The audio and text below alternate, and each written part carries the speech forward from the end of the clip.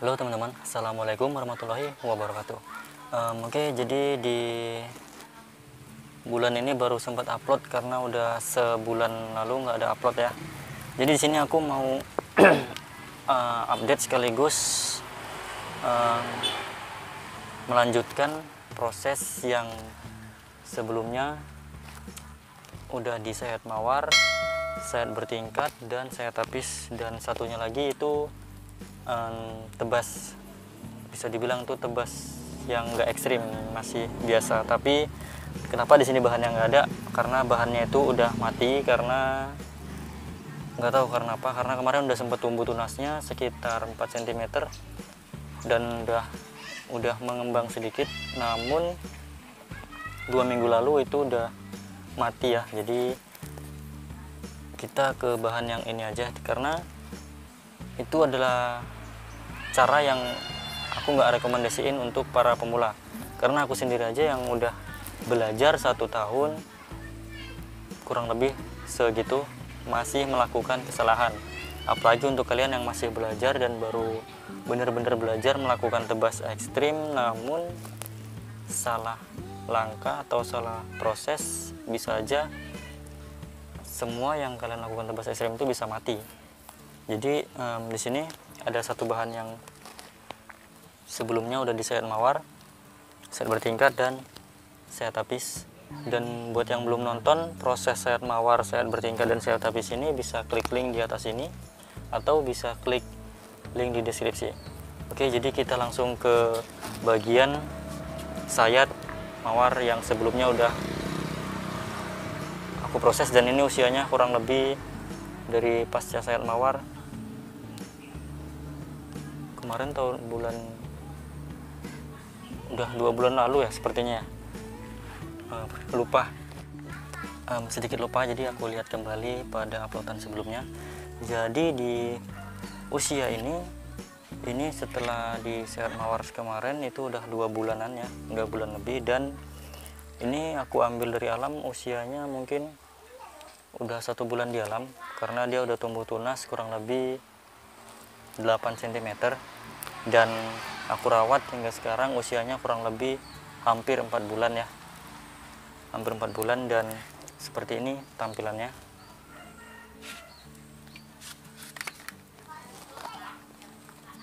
Oke teman-teman, ini dia tampilannya yang kemarin aku sayat mawar. Jadi ini cara yang cukup recommended untuk aku sendiri, aku saranin untuk kalian yang masih baru belajar. Jadi untuk sayat mawar itu dia bagian pelepahnya tuh dia lebih cepat untuk melengkung, ini lebih mudah merawatnya, jadi lebih mudah merawatnya untuk si sayat mawar ini. Jadi ini kemarin udah aku bersihin sisa sayat mawarnya, dan aku udah hilangin 2 pelepah. Aku udah hilangin 2 pelepah untuk mengambil daya tarik tersendiri, karena aku lebih suka daun yang besarnya seperti ini. Karena kemarin daun pertama dan kedua itu daunnya kecil ya, kecil karena itu daun penutup. Jadi kalau untuk seperti ini aku rasa udah cukup bagus. Oke, jadi untuk proses selanjutnya kita bisa lakukan terus menerus sayat tapis ini, agar sayat tapis bagian ini agar dia tetap kerdil daunnya. Oke, jadi kita lanjut ke bahan yang kedua. Oke, jadi untuk bahan yang kedua itu seperti ini ya. Kalian bisa lihat sendiri, ini daunnya udah cukup kerdil, cukup pendek ya. Dari pelepah ini udah 1,5 jengkal untuk ketinggiannya. Dan kalian bisa cek di video sebelumnya, bisa klik link di deskripsi seperti yang aku bilang tadi. Dan ini bahan pertama itu tingginya udah 100 cm atau udah 1 meter. Jadi ini cara yang recommended untuk aku sendiri, untuk cara mempengkerdilkan daun itu sendiri. Jadi kalian bisa lakukan cara ini juga, karena ini cara yang aman ya, cara yang aman dan cara yang cukup efektif, yaitu pemangkasan bertingkat. Oke, jadi nanti kita langsung lanjut ke pembersihannya. Untuk bahan ketiga ini, yep, Di sini kita punya bahan yang udah cukup kerdil ya. Dan ini daun lamanya, ini daun pertama kemarin, bisa kalian perbandingkan sendiri. Ini cukup panjang-panjang ya daun pertamanya, ini cukup tinggi dan panjang, masih belum dihilangkan. Ini supaya kalian itu melihat seefektif apa pembuangan tapis ini pada pembuatan musai kelapa atau cara pengkerdilan daun musai kelapa. Jadi ini cara yang efektif juga, cara yang aku rekomendasikan juga untuk pemula, karena ini aman ya, ini cara yang aman. Oke, jadi kita langsung lanjut ke prosesnya ya. Oke, jadi kita langsung lanjut ke tahap selanjutnya, yaitu pembersihan sisa-sisa ini ya.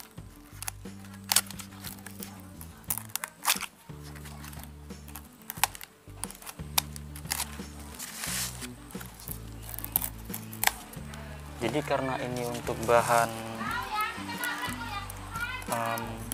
dokumentasi untuk pembuktian dan pembelajaran, untuk kita sama-sama belajar supaya kita tahu cara pengkerdilan yang aman. Jadi ini sengaja aku biarin seperti ini aja supaya kalian juga bisa menikmati proses yang ada di depan kalian sekarang ini. Jadi kalian bisa lakukan sedikit lebih rapi dari yang aku lakukan sekarang, karena ini hanya untuk bahan konten saja, untuk caranya saja. Kalian bisa buat lebih rapi dari ini.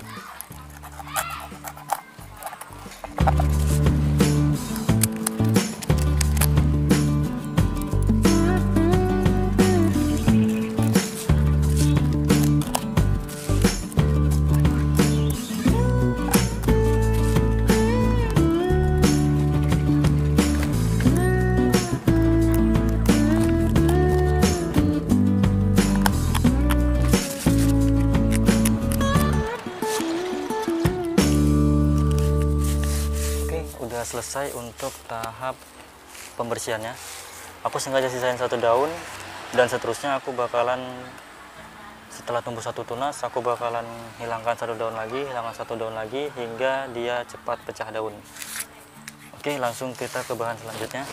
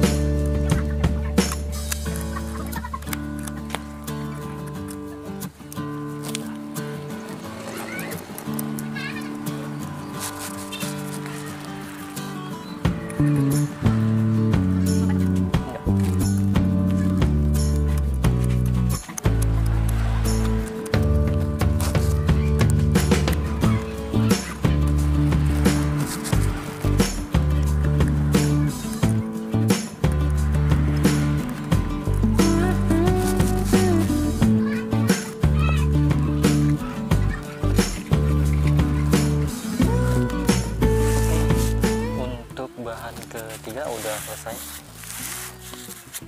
Jadi ini masih putih ya, jadi kalau bisa ini masih rawan, kalau bisa nanti ininya diikat pakai tali sampai ininya warna hijau, karena ini masih putih dan ini rawan patah kesenggol unggas atau hewan-hewan liar seperti ayam atau yang lainnya.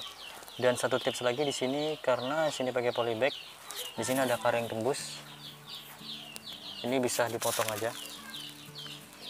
Tujuannya agar akarnya tidak membusuk, dan tidak busuknya tuh supaya nggak menjalar ya. Nggak apa-apa, kita potong aja supaya akar itu nggak pecah.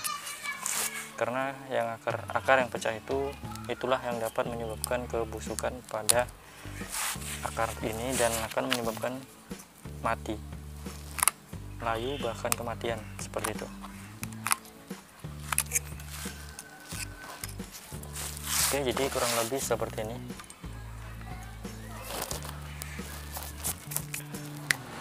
Oke, jadi kurang lebih seperti itu proses selanjutannya setelah kalian melakukan pemangkasan bertingkat, saya tapis. Nah, selanjutnya kalian bisa bersihkan pelepah-pelepah yang menurut kalian itu jelek. Jadi di sini aku menyisakan 3 daun, dan di sini aku menyisakan 1 daun agar ini program untuk lebih cepat pecah daun. Kalau ini mungkin aku lebih ingin untuk menikmati prosesnya aja, karena daunnya udah kerdil ya.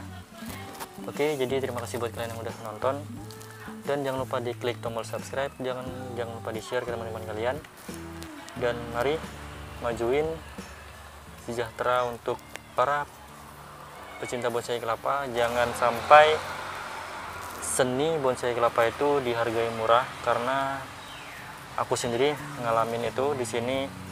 Banyak yang belum paham, banyak yang belum mengerti arti proses dari pembuatan si bonsai kelapa ini. Namun kalau untuk bonsai kelapa ini harganya mungkin standarnya untuk usia seperti ini yang 4 bulan yang biasa, bukan yang ukir, itu kurang lebih udah 200 ribuan ya untuk usia 6 bulanan. Dan sudah mulai pecah daun, dia belajar mulai pecah daun, itu harganya udah di atas 350.000.